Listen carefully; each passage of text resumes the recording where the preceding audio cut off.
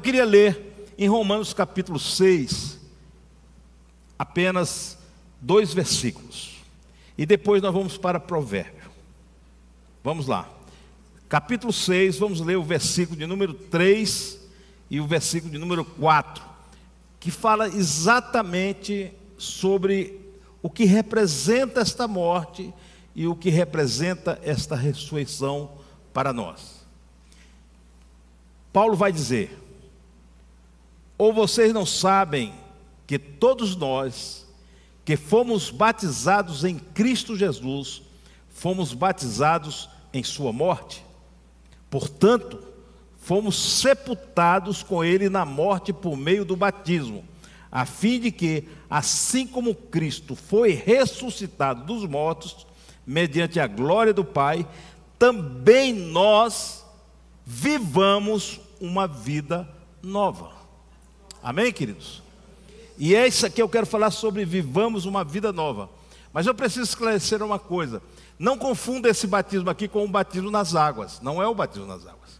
O primeiro batismo que nós recebemos, o oficiante é o Espírito Santo. Quando você aceita Jesus, quando você se rende a Jesus Cristo, o Espírito Santo, de forma mística, lhe batiza no corpo de Cristo. É esse batismo que Paulo está se referindo aqui. Ou vocês não sabem que todos nós que fomos batizados em Cristo Jesus, ou seja, quem coloca a sua vida para Jesus, entrega o seu coração para Jesus, essa pessoa, o Espírito Santo de forma mística, ele, o oficiante desse batismo, ele insere essa pessoa no corpo de Cristo, tá certo? E esse é o batismo que Paulo está se referindo aqui. E ele diz: portanto, se fomos sepultados com ele na morte por meio do batismo, e nós estudamos já a morte aqui de Cristo, os efeitos, o que essa morte representa para nós, e a ressurreição também, Paulo vai dizer: como Cristo foi ressuscitado dos mortos, mediante a glória do Pai, também nós vivamos uma vida nova. Então nós somos chamados para viver uma vida nova. Nós não podemos viver segundo nós vivíamos anteriormente, segundo o velho homem. Nós precisamos viver agora em novidade de vida, tá certo? Em novidade de vida. Tudo se fez novo, né? Aqueles que estão em Cristo Jesus, tudo se fez novo. E Deus fez coisas novas na vida da gente, para que a gente viva em novidade de vida. Então, o cristão, preste bem atenção, o cristão não pode, de forma alguma, viver como se viveu o velho homem. Paulo vai dizer assim: olha, vocês têm que se despir do velho homem carnal e se revestir do novo homem em Cristo Jesus. E como essa vida nova? E aí eu gostaria que a gente fosse lá para Provérbios capítulo 3, e vamos ler um trecho maior, um pouco maior, e vamos comentar esses 7 princípios para uma vida nova. 7 princípios para uma vida vitoriosa em Cristo Jesus. Vamos ler do versículo 1 ao versículo 12. Salomão vai dizer: meu filho, não se esqueça da minha lei, mas guarde no coração os meus mandamentos, pois eles prolongarão a sua vida por muitos anos e lhe darão prosperidade e paz. Que o amor e a fidelidade jamais o abandonem. Prenda-os ao redor do seu pescoço, escreva-os na tábua do seu coração. Então você terá o favor de Deus e dos homens e boa reputação. Confie no Senhor de todo o seu coração e não se apoie em seu próprio entendimento. Reconheça o Senhor em todos os seus caminhos e Ele endireitará as suas veredas. Não seja sábio aos seus próprios olhos. Tema ao Senhor e evite o mal. Isso lhe dará saúde ao corpo e vigor aos ossos. Honre o Senhor com todos os seus recursos e com os primeiros frutos de todas as suas plantações. Os seus celeiros ficarão plenamente cheios e os seus barris transbordarão de vinho. Meu filho, não despreze a disciplina do Senhor, nem se magoe com a sua repreensão, pois o Senhor disciplina a quem ama, assim como o pai faz ao filho de quem deseja o bem. Amém, queridos? Curve a sua cabeça. Ó Deus, muito obrigado pela porção da tua palavra. Agora ministra aos nossos corações pelo teu Santo Espírito, Senhor, naquilo que tu queres que a tua igreja, que eu, Senhor, recebamos nesta noite. Ó Deus, para a glória de Jesus, para que sejamos pessoas melhores, para que sejamos verdadeiros cristãos, cristãos te seguindo, discípulos de Jesus. É o que te pedimos em nome de Jesus Cristo. O livro de Provérbios, querido, é um livro que é conhecido como o livro da categoria de sabedoria, não é? Livro de Jó, o livro de Salmos, Provérbios, Eclesiastes, Cantares de Salomão, e também é considerado o livro de Daniel, é também considerado o livro de sabedoria. E o que é sabedoria? Sabedoria é você ter o discernimento. Estou falando agora de sabedoria que Tiago fala, sabedoria de Deus, de discernir, de fazer escolhas na sua vida para que você ande nos caminhos do Senhor. Na realidade, nós fomos chamados para uma nova vida. E nós fomos chamados por Deus, cada um de nós, para vivermos em novidade de vida e trilhar o caminho que Jesus, que é o próprio Jesus. Jesus diz: eu sou o caminho, a verdade e a vida. Ninguém vê o Pai senão por mim. Então é andar em Cristo. O nosso desafio como cristão não é vir à igreja, não é seguir determinados padrões, mas o nosso desafio é seguir Jesus, é ser discípulo de Jesus, é viver como Jesus, é sentir como Jesus, é pensar como Jesus. E aqui nós temos o Salomão, em Provérbios, portanto, ele fala de sabedoria, e você lê o capítulo 1 e 2, e daí por diante, lá no capítulo 9, versículo 10, se eu não me engano, vai dizer que o temor do Senhor é o princípio da sabedoria, né? Salomão vai dar esses conselhos, vai dizer esses princípios aqui. Mas quando eu leio esses princípios, na realidade, eu vejo Davi, o pai dele. Eu vejo o coração de Davi. Porque Davi é esse homem que é um homem segundo o coração de Deus, como o próprio Deus o disse.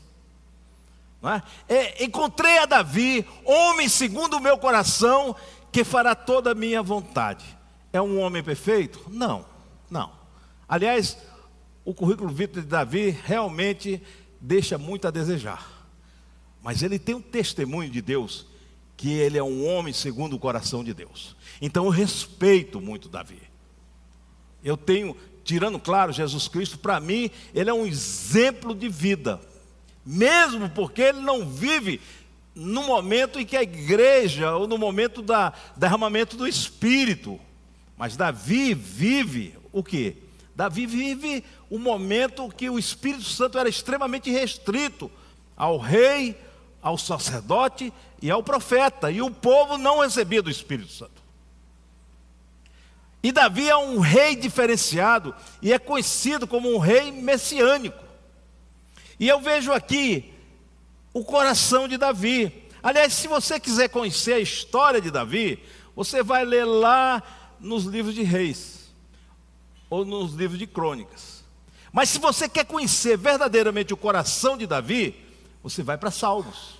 Você vai ver o coração de Davi. E aqui, o Salomão, ele replica este coração com esses princípios. Eu fico pensando como é que Davi olhava para aquele garoto, era o mais novo ali, acabou sendo rei, deu o upgrade de todo mundo, passou na frente, todo mundo, e foi rei. E a gente sabe a história de Salomão, mas como Davi, já na sua velhice, já com um pouco de idade avançada, ou um homem mais, vamos chamar de um homem maduro, não é? Como ele conseguiu transmitir essas verdades para o coração de Salomão. E a primeira coisa que ele diz, como princípio de uma vida de relacionamento com Deus, seguindo a Jesus, é que, primeiro princípio é, guarde no coração a palavra de Deus. Guarde no coração a palavra de Deus. Ele está no primeiro versículo: meu filho, não se esqueça da minha lei, mas guarde no coração os meus mandamentos. Claro, irmãos, que a revelação da palavra de Deus aqui neste momento, em Salomão e Davi, foi uma revelação muito na lei, era a lei.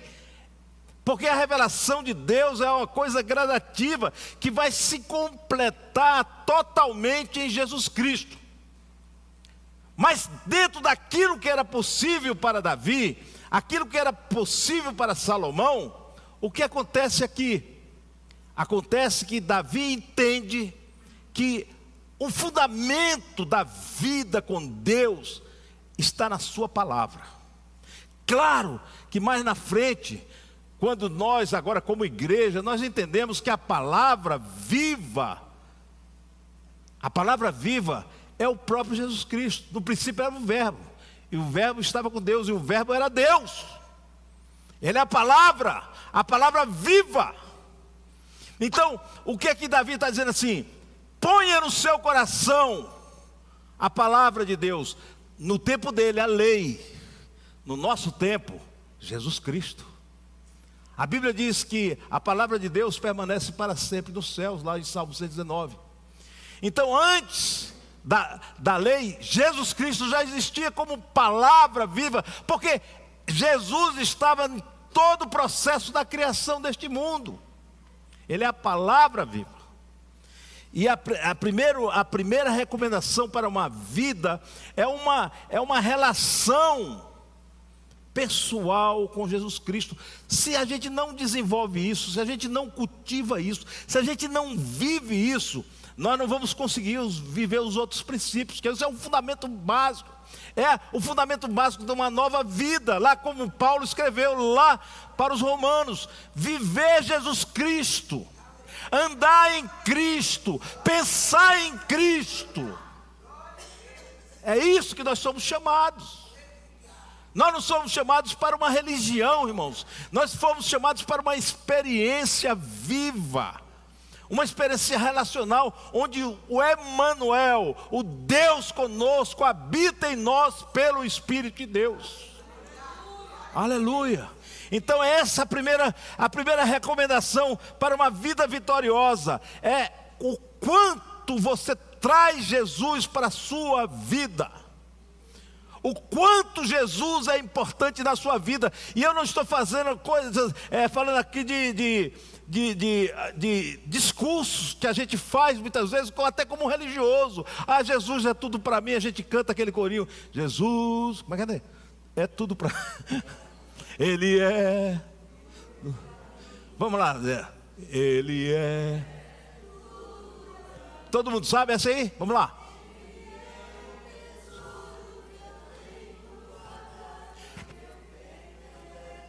Agora vamos melhorar. Levanta aí, Edna. Faz um coral aí, rapidinho, Edna. Pode. Ele é tudo pra mim. Ele é tudo pra mim. Ele é o tesouro que eu tenho guardado em meu peito. Ele é tudo pra mim. Ele é o tesouro que eu tenho guardado em meu peito. Ele é tudo pra mim. Aleluia. Olha só, queridos, como isso está no coração de Davi. Coloca para mim Salmo 1, versículo 1. olha o que Davi, é um salmo de Davi. Ele diz assim: bem-aventurado, feliz, aquele que não anda segundo o conselho dos ímpios, não se detém no caminho dos pecadores, não se assenta na companhia dos zombadores, mas o que? Versículo 2: ao contrário, sua satisfação está na lei do Senhor, e na sua lei medita dia e noite. Aleluia. Davi só tinha essa compreensão da palavra de Deus. Nós temos uma compreensão plena que a palavra de Deus é o próprio Cristo que habita em nosso coração. Aleluia. E o que é a Bíblia? A Bíblia simplesmente sinaliza para essa palavra viva.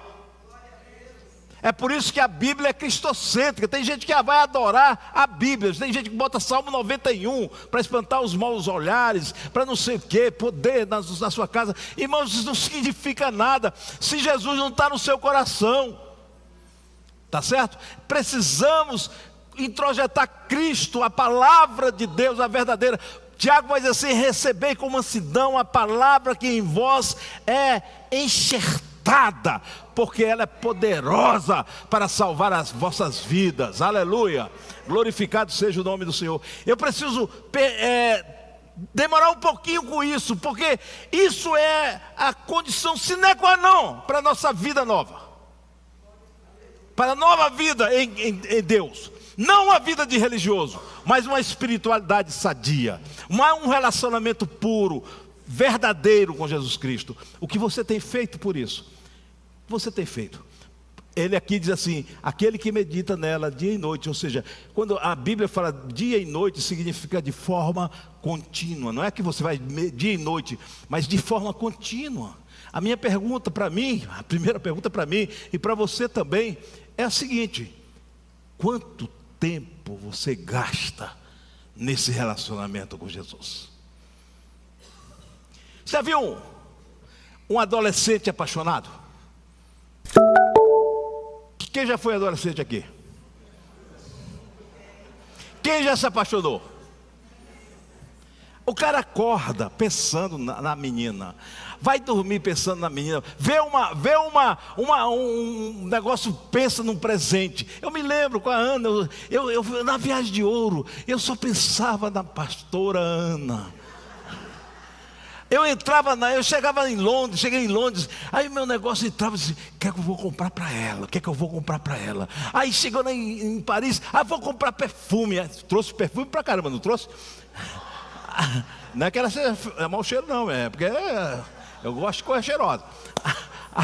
Aí, é assim, é isso que está se colocando quando você é apaixonado, sabe, aquele amor de adolescente que quer viver toda hora e fica com aquela cara boba quando vê a menina, e não sei o que, e sorri, dá aquele friozinho na barriga. Será que você sente isso por Jesus na sua vida? Entendeu o que eu estou falando? Para que você entenda. Então isso é importante, a gente cultivar esse relacionamento com Jesus. Nós estamos num núcleo de convivência, nós estamos falando o tempo todo aqui para a igreja, nós queremos ser uma comunidade espiritual. Para que a gente seja uma comunidade espiritual, olhe, eu vou insistir, repetir isso, não vou me cansar de falar. Para sermos verdadeiramente uma comunidade espiritual, nós precisamos crescer na vocação. E o que é a vocação? É no conhecimento de Jesus, é no relacionamento com Jesus, é o viver Jesus verdadeiramente. Aleluia. Isso é a vocação. Mas não é só isso, nós precisamos também, como igreja, nós precisamos estar juntos, lutando um com o outro, abençoando a vida um do outro, edificando um ao outro, orando um pelo outro, sofrendo com um com o outro, se alegrando um com o outro. Aleluia. Isso é a unidade do Espírito, irmãos. Esse é o nosso propósito.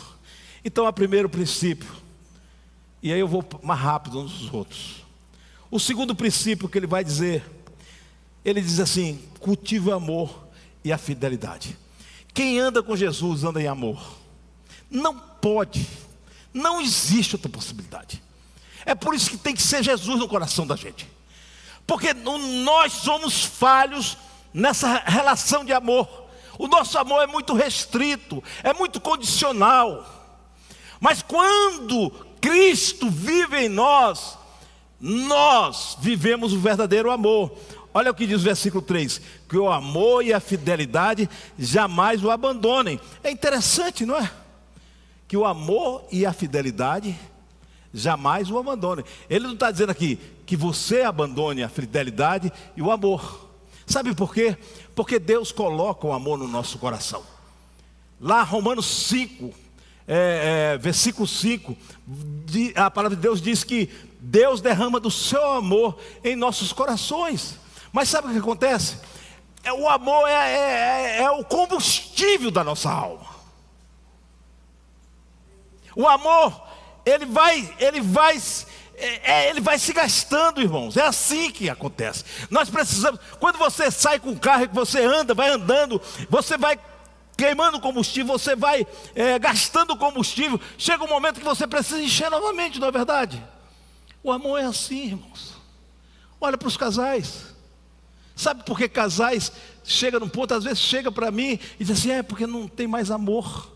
Mas não tem amor porque vocês não encheram o tanque. O amor de Deus é derramado.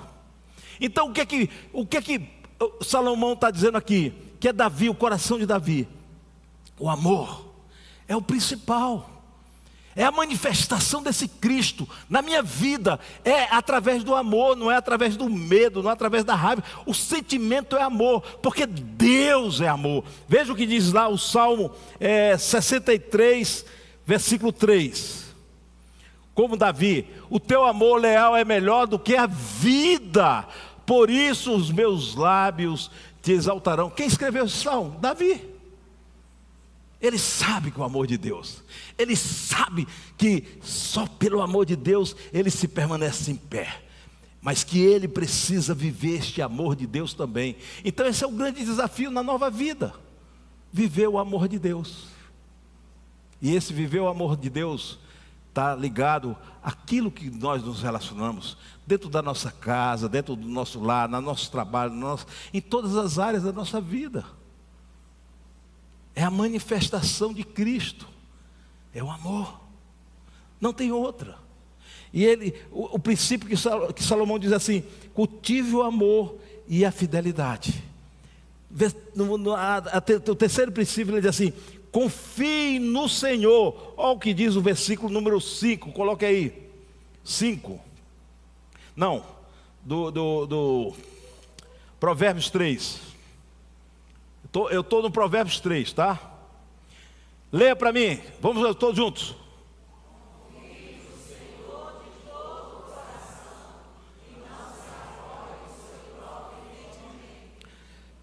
O Salmo 37, 5 fala assim: entrega o teu caminho ao Senhor e Ele tudo fará. Se você vai no Salmo 20, bota o Salmo 20, versículo 7, olha o que Davi fala: alguns confiam em carros de guerra, outros confiam em cavalo, nós porém confiamos no nome de quem? Do Senhor nosso Deus. Este salmo, queridos, só para que a gente possa contextualizar, esse salmo era o salmo de oração de Davi quando ia para a guerra. Para a guerra, sabe? Antes de ir para a guerra, eles entravam na tenda de Davi e cantavam este salmo. E ele dizia: uns confiam em carros, outros em cavalos, mas eu confio em Ti, Senhor. Quantas vezes você tem feito isso na sua vida? Se ajoelhar e dizer: Jesus, eu não confio em mim mesmo, eu não confio no meu trabalho, no dinheiro, mas a única pessoa que eu confio é em Ti, Senhor. Por isso eu me entrego a minha vida. Aleluia. Confiar no Senhor. Essa é um princípio de uma vida nova. Sabe por quê, irmãos? Porque é um desafio. Isso é um desafio. Parece uma coisa tão fácil. É fácil de boca. Mas quando a gente se vê aperreado, quando a gente se vê em problema, quando a gente vê em dificuldade, a primeira coisa é a gente resolver o problema da nossa maneira. Não é assim? De vez em quando eu entro num parafuso, e quando eu estou num problema, eu digo, eu vou fazer isso. A Ana sabe, eu fico pensando à noite, o que é que eu vou fazer, como é que eu vou fazer. Eu tenho essa mania de ficar pensando no negócio, e vou pensando o tempo todo. Às vezes ela diz assim, onde é que você está? Eu estou pensando. Sabe? E aí eu acordo, digo, poxa, a minha vida está na mão do Senhor. Confia, entrega o teu caminho ao Senhor, confia nele e Ele tudo fará. A gente não quer perder o controle, mas é o momento que a gente diz, não, Senhor, está aqui, é teu controle. É o teu controle. Me faz lembrar do rei Ezequias. Você já ouviu a história de Ezequias? Ezequias era o rei de Judá. E Ezequias, o reino era o rei de Judá. E o reino do norte, que era o rei de Israel, a Síria, o rei Senaqueribe, já tinha dominado e tinha levado todo o reino do norte, Israel, como é que chama? Cativo para a Síria. E agora a Síria se voltou para Judá. E Ezequias era o rei. E aí a Síria veio com um exército de louco, um troço de doido.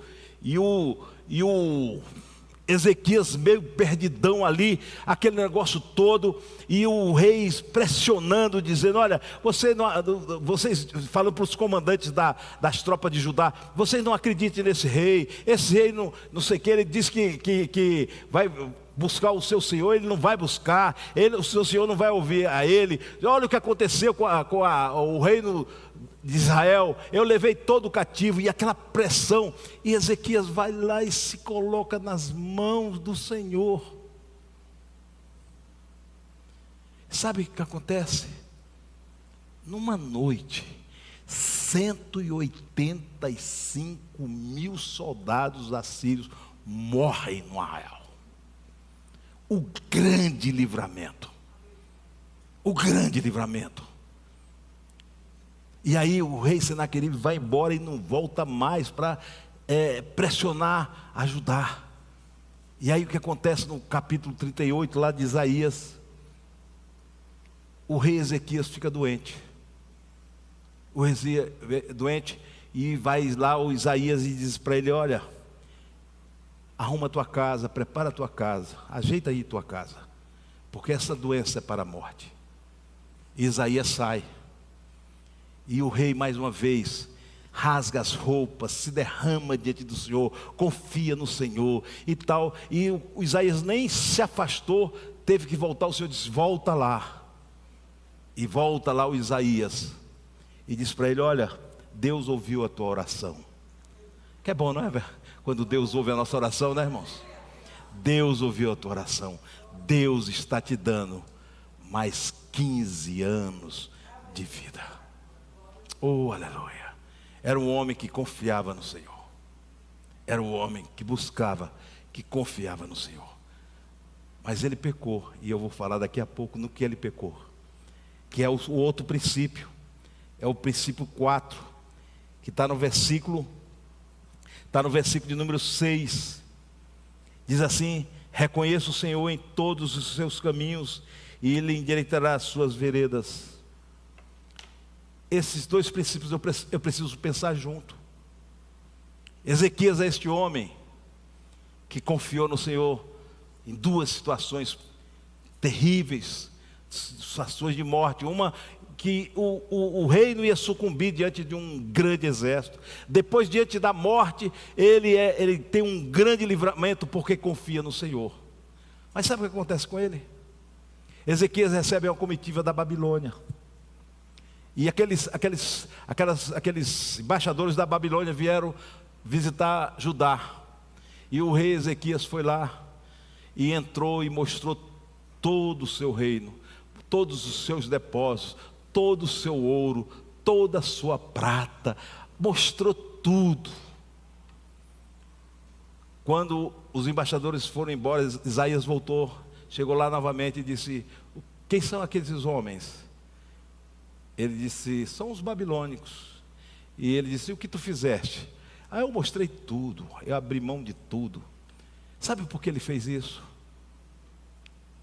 Porque ele achava que ele era o bambambam.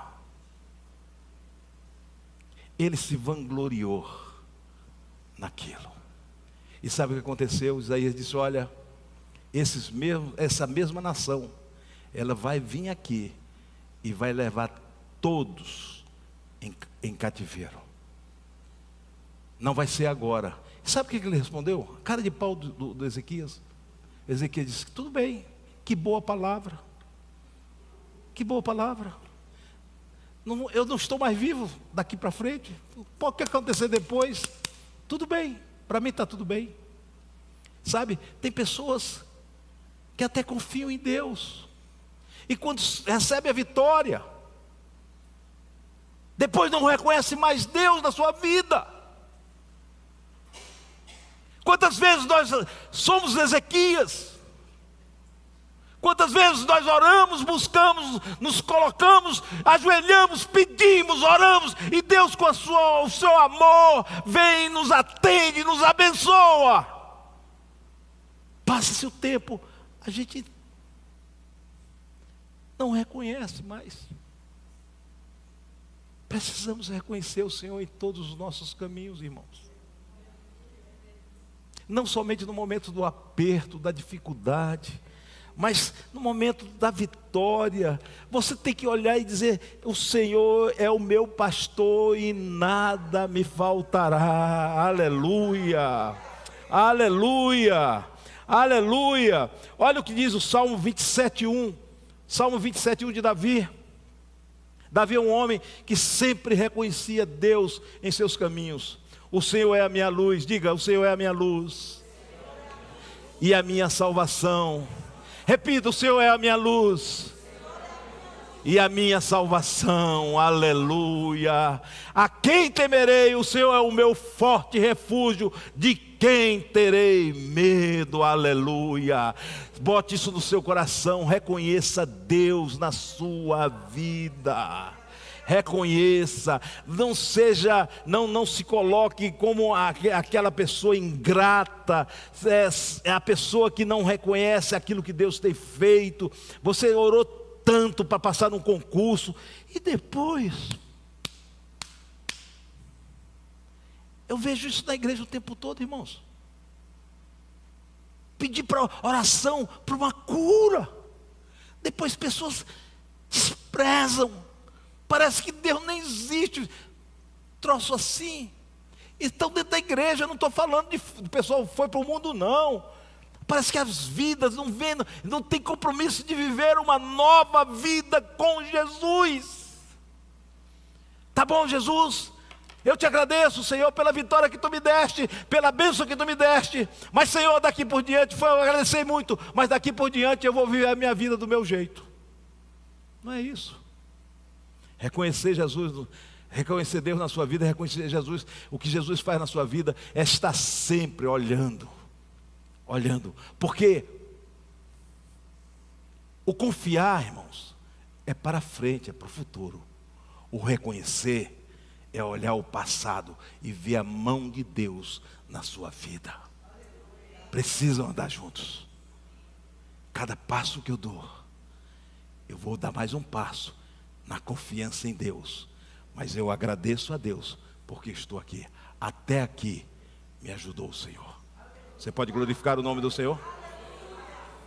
Aleluia. Próximo princípio: reconhecer o Senhor, já falei. Vença o seu ego. Veja o que diz o versículo 7 do capítulo: não seja sábio aos seus próprios olhos, tema o Senhor e evite o mal. É outra coisa, sabe? Essa nossa carne, essa luta que tem, é o ego da gente. A gente está sempre pensando, em se vangloriar. E esse homem, Davi, ele comete esse erro.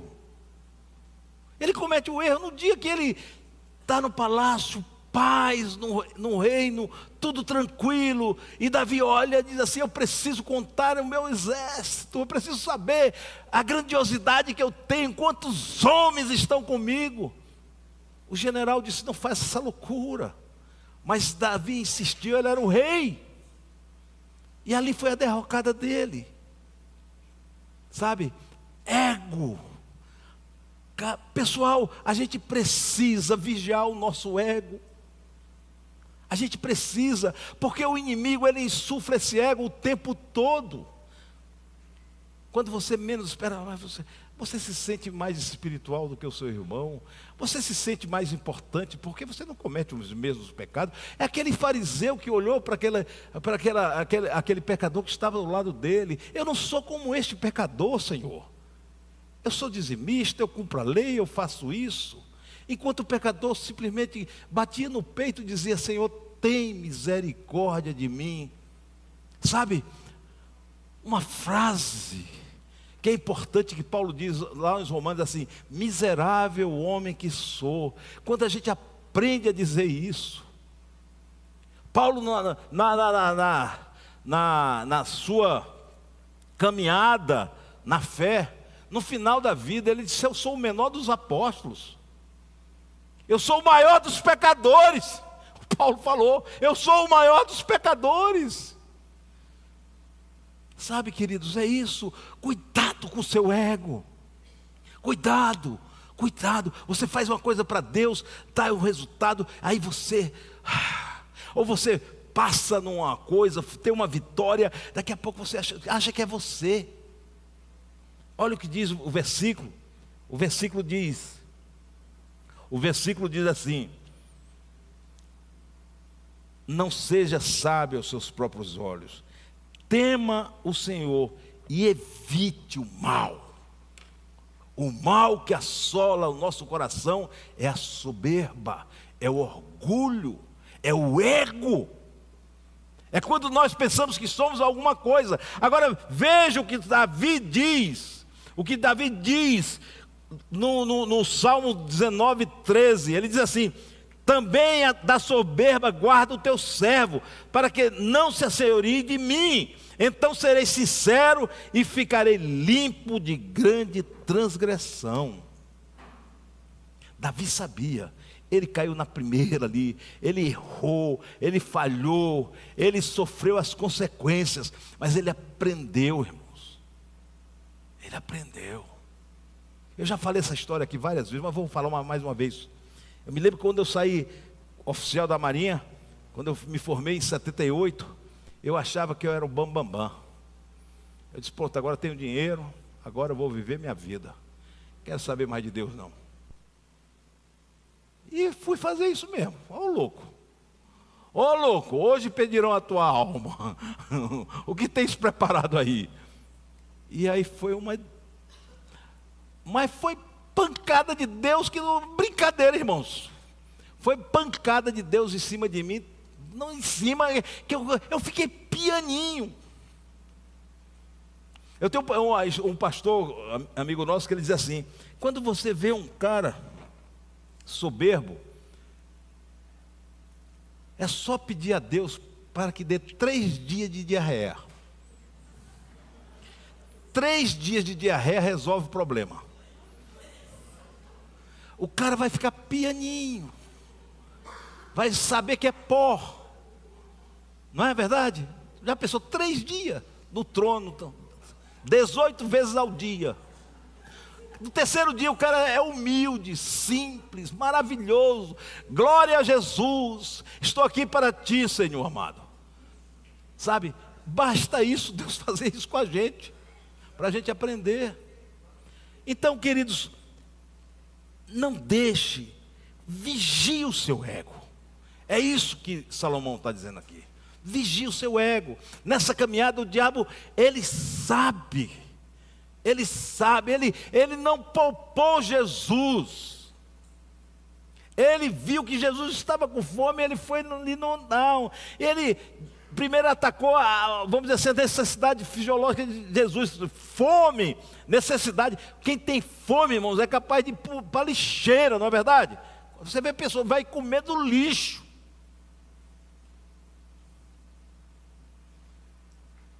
Vai comer do lixo. Depois ele ataca o ego, ataca o eu de Jesus, a identidade de Jesus. Ele diz: olha, eu te darei tudo isso aqui, se você me adorar. E quantas vezes nós caímos nessa esparrela? Às vezes é o ego. Vigia teu ego o tempo todo. Jovem, vigia, você vai crescer. Quantas vezes eu vejo isso aqui?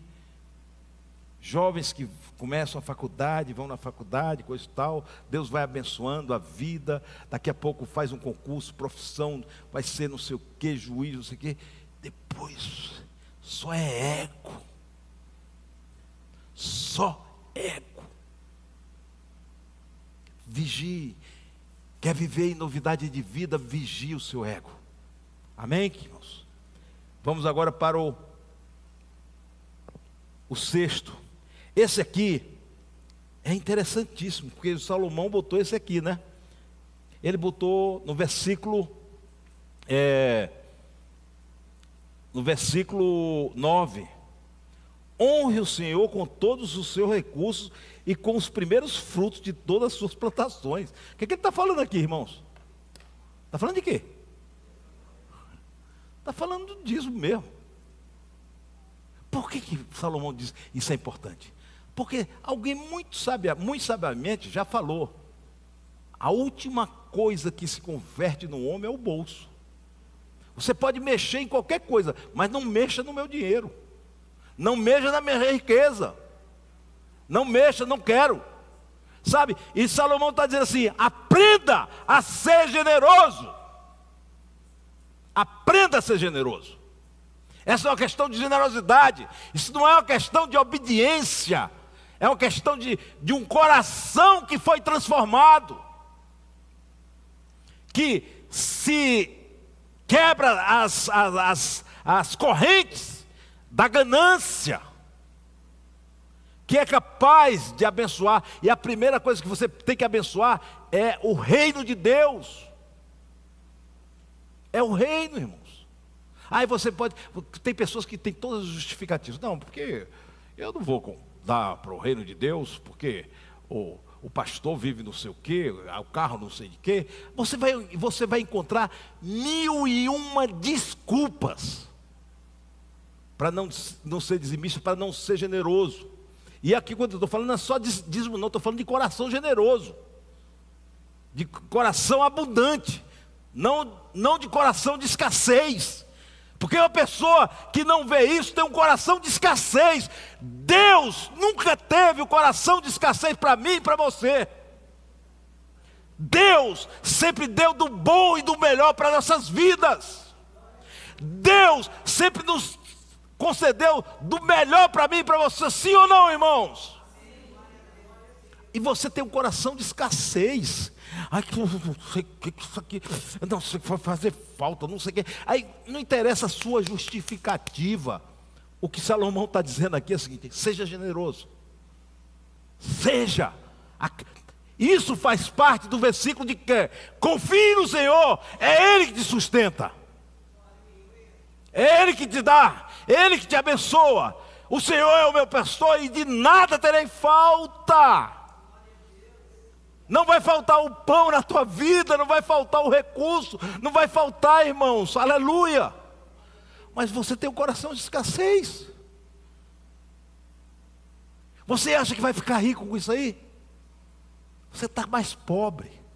Pastor Sorte falava assim, eu me lembro que ele dizia assim, quando a pessoa vinha reclamar: pastor, não dá, porque é muita dívida que tem que pagar.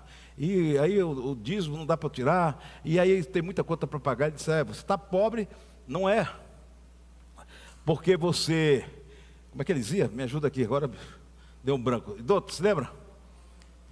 Ele dizia assim: você está pobre, não, você não tá pobre, porque você dá o dízimo. Você está pobre porque não dá o dízimo. Você está pobre não é porque você dá o dízimo, porque isso é o coração de escassez. Mas você está pobre porque você não dá o dízimo. Você não é generoso, seu coração não é aberto. Aquilo ali é mesquinhez. É mesquiez, irmão, desculpe, mas eu preciso ensinar a igreja. Eu quero que você seja abençoado. Olha o que diz o versículo aqui. Os seus celeiros ficarão plenamente cheios, os seus barris transbordarão de vinho. Eu não estou dizendo isso aqui para você negociar com Deus, não. Vou dizer, Senhor, agora eu quero celeiro cheio, agora eu quero os barris cheios de vinho, Senhor. Não estou dizendo isso. Mesmo que a relação de Deus com Davi, com Salomão, era bem diferente, era a lei. Era causa e efeito. Agora, Deus não está olhando mais isso. Deus está olhando para o coração. E a minha Bíblia diz assim em Efésios, que Deus nos abençoa com toda sorte de bênçãos espirituais em Cristo Jesus, nos lugares celestiais. E eu creio que quando eu sou abençoado do ponto de vista espiritual na minha vida, eu sou abençoado em todas as áreas da minha vida. Eu creio, irmãos. Então, precisa se converter aí. Precisa se converter. Precisa se converter. Finalmente, o último versículo, o último princípio, melhor dizendo, está no versículo 11. Considere a disciplina do Senhor uma prova do seu amor. Olha o que diz aqui. Meu filho, não despreze a disciplina do Senhor, nem se magoe. Estou passando um negócio. Deus está te ensinando, Deus está trabalhando na tua vida. Não, e agora eu não quero saber. Eu só sei andar na abundância, eu só sei andar quando está tudo bem. Eu não sei sofrer, eu não sei passar dificuldades. E Deus muitas vezes é na dificuldade, na escassez da vida da gente, irmãos, em todas as áreas que nós crescemos. Nós crescemos. Você quer educar seu filho? Se você quer tornar o seu filho uma pessoa delinquente, uma pessoa que não valoriza nada, dê tudo para ele. Dê. Ontem mesmo nós estávamos conversando com uma prima da Ana lá, e ela estava falando do rapaz, que agora ele ficou numa situação difícil. Ele era filho do primo, né? E o sujeito era médico, um médico famoso no Ceará, ganhava bastante, pneumologista, né? E o filho, a mãe, criou esse filho dando tudo. Ele nunca trabalhou, ele casou, os pais sustentavam, davam tudo. Só que os pais morreram agora. Morreram. E agora? Você está entendendo? Deus trabalha na disciplina na nossa vida. Deus não castiga ninguém, irmãos. Castigar é uma atitude de ódio, né? Mas disciplina é uma atitude de amor. Quando Deus, às vezes quando você passa por um percalço, quando você passa por uma necessidade, quando você passa por alguma coisa, Deus está forjando o seu caráter cristão. Deus está lhe preparando, né? E aí não é somente, eu estou falando somente na área econômica não, eu estou falando em todas as áreas que a gente vive. Às vezes você vai para um canto, está lá no trabalho, e é uma perseguição de um chefe em cima de você. Alguém já passou por isso na vida? Já passou? Então, aquela perseguição, aquele negócio, e você não, Senhor, tira-me daqui, Senhor, tira-me daqui, tira-me daqui. Às vezes Deus está te colocando ali, forjando, usando aquele filho de Belial para te abençoar, para você crescer, você amadurecer, você forjar o seu caráter cristão, você ser forte no Senhor, você resistir. Saber o sofrimento, olha irmãos, o sofrimento é algo pedagógico. É pedagógico. Se os pais não frustram os seus filhos, se os filhos não aprendem a ouvir um não, que tipo de ser humano você está criando? E Deus dá não para mim, dá não para você também. E não vai ficar com mimimi, não. Não vai ficar com beicinho para Jesus, não. Seja homem, seja forte. Senhor, cumpre em mim o teu querer e o teu efetuar. Aleluia. Faz isto. Está entendendo? Então a disciplina do Senhor é um ato de amor. Às vezes Deus quer trabalhar no seu caráter, Deus quer trabalhar na sua vida, quer preparar para uma coisa. É o coitado do Moisés. Coitado do Moisés. Coitado de aspas. Ele pensou que ia fazer do jeito dele. Mas Deus disse, não, não é do seu jeito não. Você vai fazer do meu jeito. E a melhor coisa é quando a gente faz as coisas do jeito de Deus na nossa vida. É quando a gente faz as coisas do jeito de Deus. E o Moisés foi ali, tentando resolver o problema, mas só quebrou a cara. E pior, ele perdeu tudo.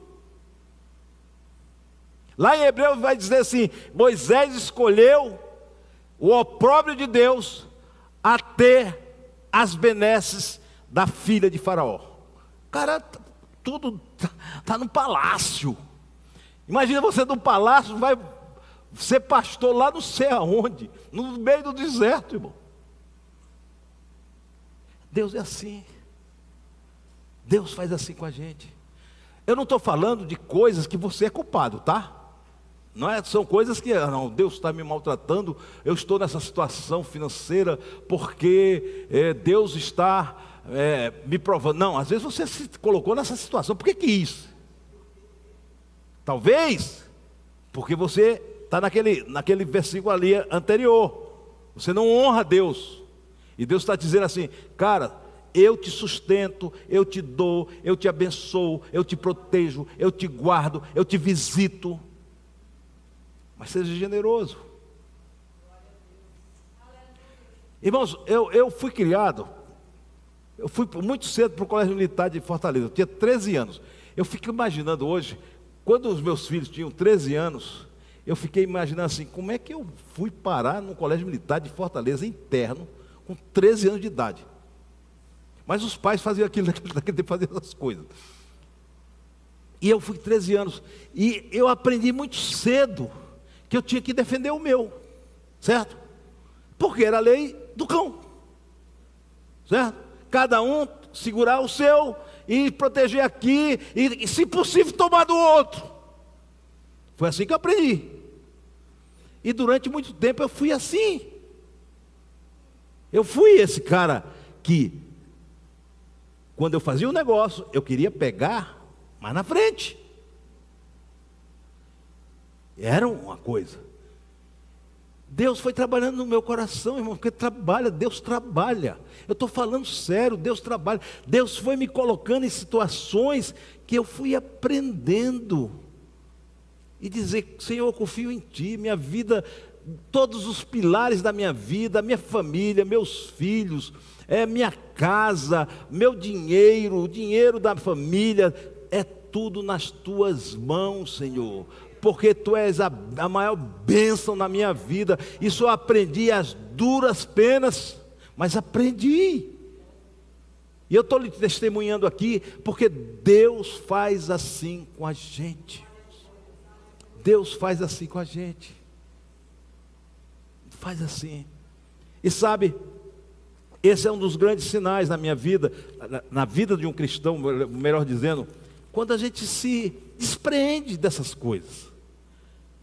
Eu não estou dizendo que você seja um filho pródigo, que vai dispersar tudo, eu não estou dizendo isso. Eu acho que até no ser generoso você tem que ser de forma sustentável.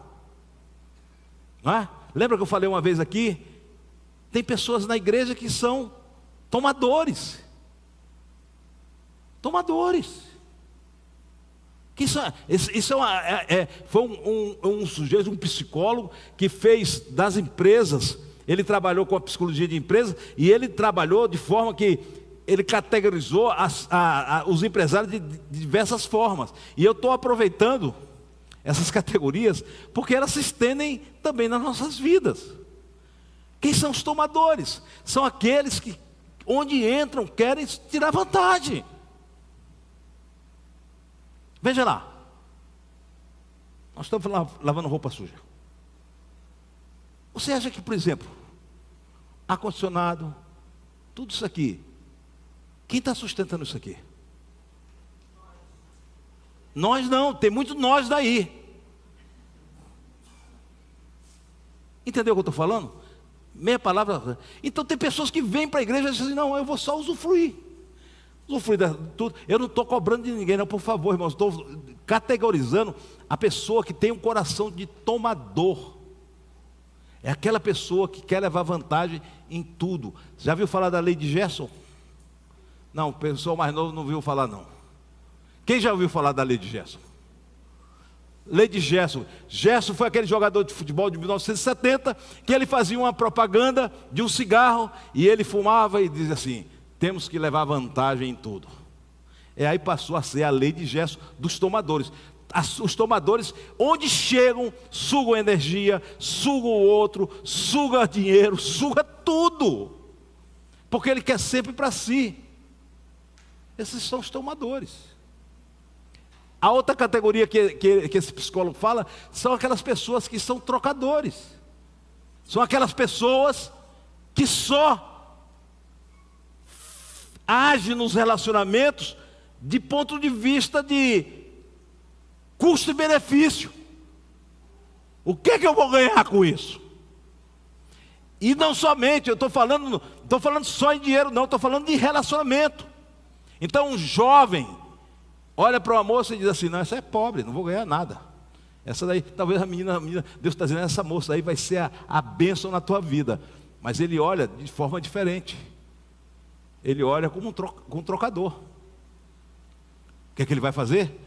Tudo que ele vai medir, ele vai dizer assim, o que é que eu ganho com isso? Tem gente assim, não tem, irmãos? Ou não tem? Tem! E dentro da igreja tem gente assim? Tem ou não tem? Tem! Mas Deus não quer assim. O que é que Deus quer? Aí a terceira categoria são os doadores. São aquelas pessoas que se doam, que se entregam. E sabe de uma coisa? Olha só, que coisa interessante.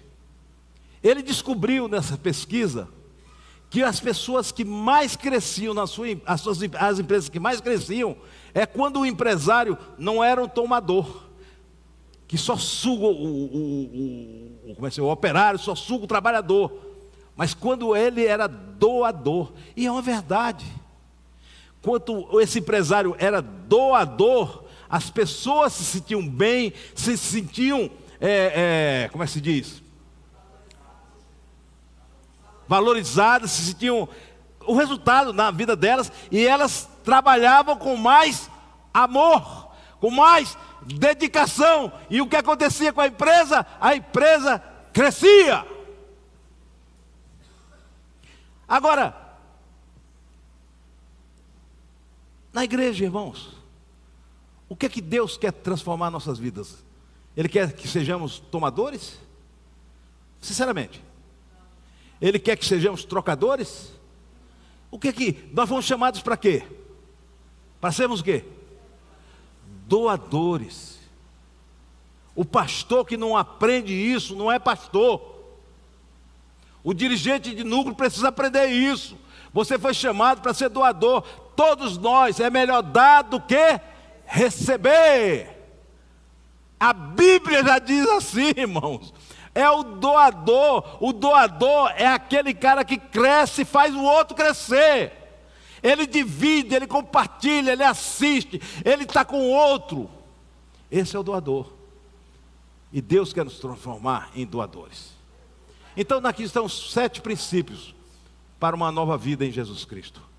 Que Deus possa nos abençoar. Que Deus possa, sabe, e se você, desses 7 princípios, depois você pode olhar a pregação e eu lhe recomendo isso. Qual é o princípio que você está pecando? Qual é o princípio que você tem mais dificuldade? Confiar, reconhecer, botar a palavra no coração, ser um doador. Qual é o princípio que te atrapalha no teu crescimento? Qual é o princípio? E aí, só tem uma palavra para nós: examine-se o homem a si mesmo. Ninguém aqui vai examinar ninguém. Examine o seu coração verdadeiramente. Isso é um exercício, irmãos.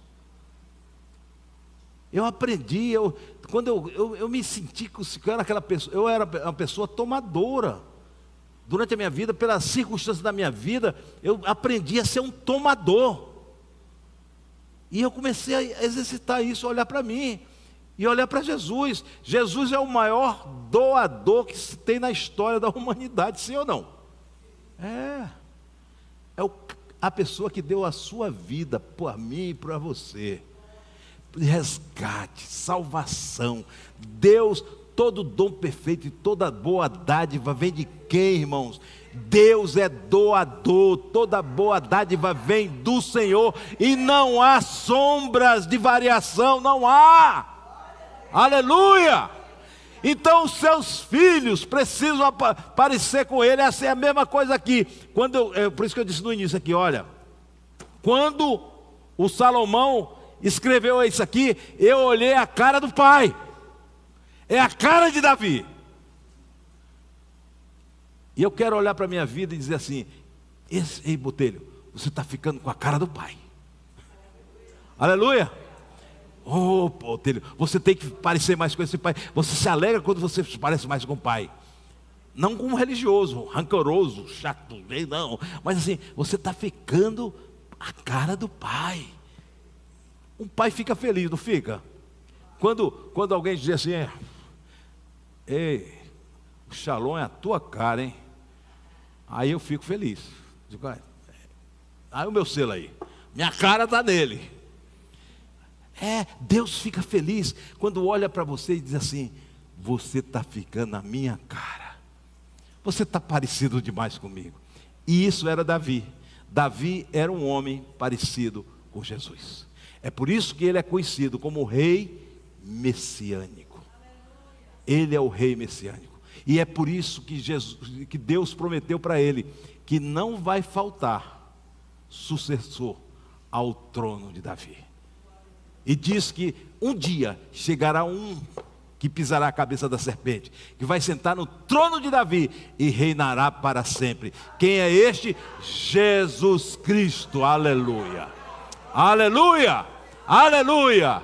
Mas Davi tentou, ele teve defeito, ele fracassou, ele teve falhas, mas ele tinha a cara de Deus. Ele tinha a cara de Deus. Encontrei a Davi, homem segundo o meu coração, que fará toda a minha vontade. Que Deus possa falar para mim e para você essa verdade. Encontrei a Botelho, encontrei a Isaías, encontrei Cíntia, encontrei Deusídia, Renato, irmã Graça, irmã Júlia, Daniel, Cristiano, eu encontrei, Deus se alegra, eu encontrei, aleluia, eu encontrei Paulo, eu encontrei esse jovem, segundo o meu coração, e fará toda a minha vontade, e Deus se alegra, e você se alegrará também, glória a Jesus, e fica de pé em nome de Jesus, aleluia. Vamos orar então, queridos. Eu queria que você orasse da seguinte forma: pense aí, qual é a dificuldade que você tem? Tem gente que assim, ela tem a dificuldade de vencer o seu ego. Tem gente assim. Tem gente que tem dificuldade de vencer a sua, como é que se diz? A sua avareza, a sua ganância, a sua mesquinhez. Tem gente que tem dificuldade de se achar, de reconhecer Deus na sua vida. Então olha para você, sinceramente, e diga para Deus: Deus, eu quero ficar parecido com Jesus. Eu quero ser igual a Jesus. Não importa a sua idade, jovem, idoso, não importa. É viver a nova vida que Deus tem para nós. Pastor Isaías, pode orar aqui, por favor?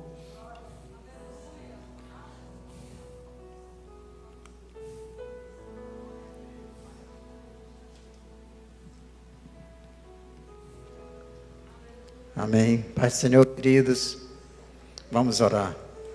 Pai amado, Deus bendito, graças te damos, Senhor Deus, por essa mensagem, por esta palavra, por esses princípios, Senhor Deus, que temos ouvido e aprendido nesta noite. Que cada um de nós, Senhor Deus, possa agora fazer esse autoexame, Senhor, e ver se nós estamos pecando em um ou em mais desses princípios, se alguns deles, Senhor Deus, não têm sido levados em consideração na nossa vida, no nosso relacionamento contigo, e que possamos ser sinceros conosco, Senhor, e termos a humildade de reconhecer que somos falhos, que precisamos da tua ajuda. Senhor, ajuda-nos, Senhor, a reconhecer, ajuda-nos, Senhor Deus, a olhar para nós mesmos e perceber, Senhor Deus, o quanto estamos falhos, o quanto somos falhos quando somos medidos de acordo com a medida, a verdadeira medida, Senhor Deus, o quanto somos imprecisos, o quanto somos falhos quando somos comparados com o padrão que tu espera de cada um de nós, Senhor. Mas nós sabemos, Senhor Deus, que o teu Espírito Santo trabalha cada dia na nossa vida, Senhor, para nos moldar e nos transformar, Senhor, para que sejamos parecidos com Cristo. Assim, Senhor Deus, eu coloco a minha vida, Senhor, a vida dos meus irmãos aqui, diante de Ti, Senhor Deus, pedindo a Tua misericórdia e esse trabalho de transformação, Senhor, para que nós possamos a cada dia mais, Senhor, alegrar o Teu coração por sermos parecidos contigo, Senhor. Em nome de Jesus nós te pedimos e te agradecemos. Amém. Amém. Amém.